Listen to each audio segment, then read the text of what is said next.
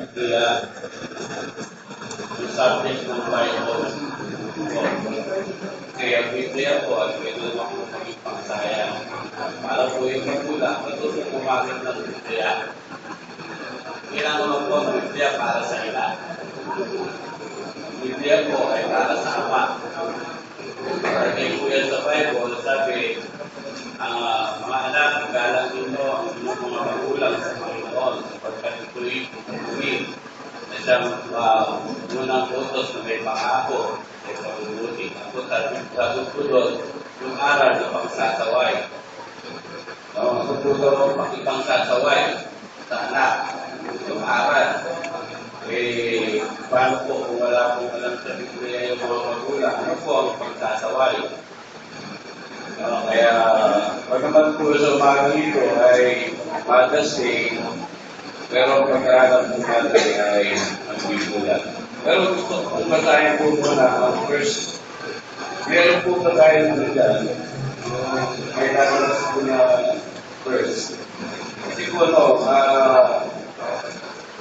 pong First Timothy chapter 5, o ito pong aklat ni Timoteo, simulan po ito ni Pablo kay Timoteo. Si Timoteo po kasi ay napakabatang pastor. Pero hindi po sinasabi ko ay bata. Kaya nakita ko po yun niya eh. 16 na po ako. Pero si Timoteo po kasi ay bata po talaga. Dito po siya. Kaya sabi po ni Pablo kay Timoteo, huwag mong hamaki ng sinuman ang iyong kabataan kung ikaw ay maging butiran sa mga nagsisampalataya sa pananalita, sa pamumuhay, sa pag-ibig, sa pananampalataya, sa kalinisan. Ito po yung sinabi ni Pablo na huwag yung hamaki ng kabataan. Kundi kayo mga kabataan, sabi niya maging butiran. Kasi si Timothy po ay batang pastor. Kaya ngayon po sa 1 Timothy chapter 5, ito pong bilin ni Pablo kay Timothy, huwag mong pagbigaan ang mga matanda, kundi pangaralan mo siya tulad sa ina. So, ito po yung sabi ni Pablo, huwag mong pagbigaan ang mga matatanda. Kaya, si Timothy po ay batang pastor na para magsalita ng anuman sa mga matatanda.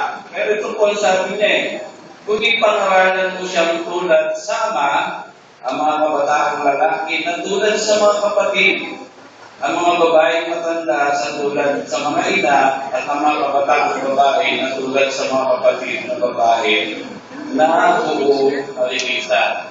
Kaya kung binasa to, pero din po ako sa umaga nito, ito po pagsalita sa inyo na hindi parang pinagbibilang kayo na parang bang hindi po pangangaral.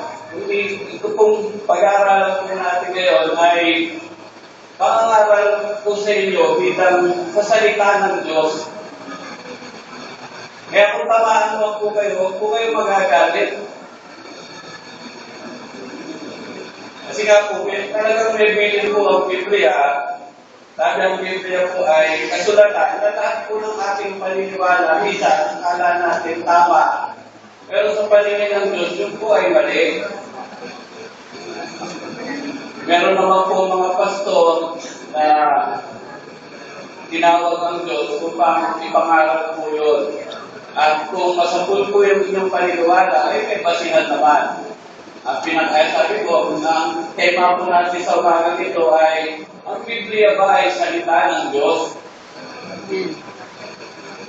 Hindi naman po yung salita ng tao. Lagi po natin maintindihan, ang ginagamit po natin, lahat po, may pastor ka, may believer ka, kailangan ang pagbabatayan mo ay Biblia. Hindi po pwede magtuturo ang isang pastor o ang isang tao o ang isang believer na ang gagamitin niya po ay salita ng tao. Kasi bawal nga po yun. Bawal po yung gagamitin niyo po ay word of men. siya magaling mag-English, hindi po yung English ang titignan. Ang titignan po ay yung English, magaling siya, kasi yung English niya nasa Biblia. Kasi minsan maraming tao, pag-Amerikano, dahil Pilipino pumupunta. Pag Pilipino, ayaw. Pagka-Amerikano, hindi tayo magdami bisita. Sabi na, galing mag-English. Ano ba titignan mo? Yung pag-English? O yung pangaral niya kung nasa Biblia? Bagamat maganda po yung mag-English. Maganda po yung may pinag-aralan. Pero, hindi po yun ang tinitignan natin dahil may pinag-aralan siya, kaya paniwalaan natin. Nakuha niyo po yung photo ko, mga kapatid. Ang batayan po, Biblia. Kasi, ang Biblia po ba ay salita ng Diyos? Siyempre, kung naniniwala po tayo ng Biblia sa salita ng Diyos, hindi katulad ng iba, sabi nila, tao lang naman may gawain, ba't ko paniniwalaan na? Baka naman meron po sa inyo dito, kaya sinisimulan po ang pag-aaral sa Biblia. Bago po tayo, pagka niloobunin ng Diyos na makatayo ako, babago na tayo ng subject. Pero kung hindi po naiintindihan ang Biblia ay salita ng Diyos, ano po yun? Baka mamaya yung pinaniniwalaan nyo po ay salita ninyo, salita ng pastor, salita. Pag nagsalita po yung pastor dito, hindi po yung pastor ang nagsasalita. Kinuha lang po sa Biblia lahat ng kanilang sinabi. Hindi lang nga binuksan yung verse. Ganun po yun. Kasi bawal na bawal. Mananagot po yung tatayo eh.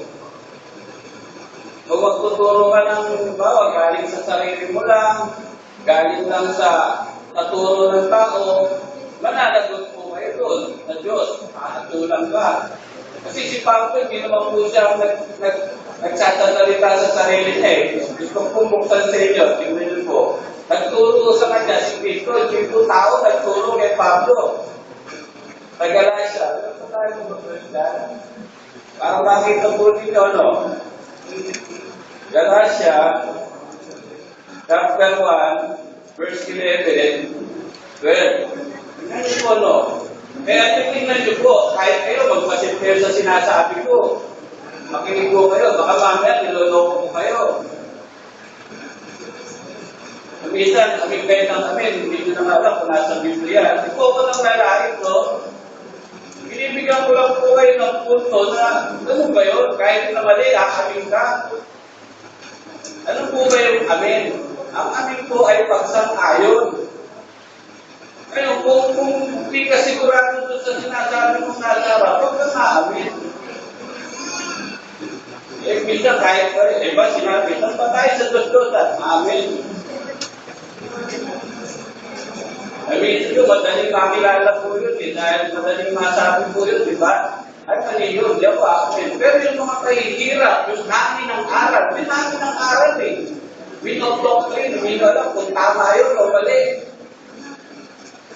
Ay, minsan, nakain na ho ng tao yun. Kaya kayo, sabi ko po, ako kasi ay pagtuturo. Kaya minsan, tatamaan ko talaga. Kaya pasensya po doon sa mga tinatamaan na hindi ko po yung sinasadya. Eh, mag-isip lang po kayo. Pwede naman ho kayo magtanong. Pwede naman kayo lumapit. Kasi ako, bago ako natutunan ng Biblia, matanong mo kasi ako, hindi ako naniniwala. Diba, nagkaya-kaya na, natanong mo ako pag nabasa ako ng Biblia, ba ito?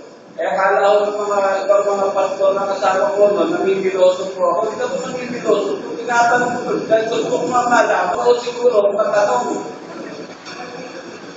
Eh, kaya tatanong ko pa, ba't may talata yung Biblia? Okay, nakakasagot naman.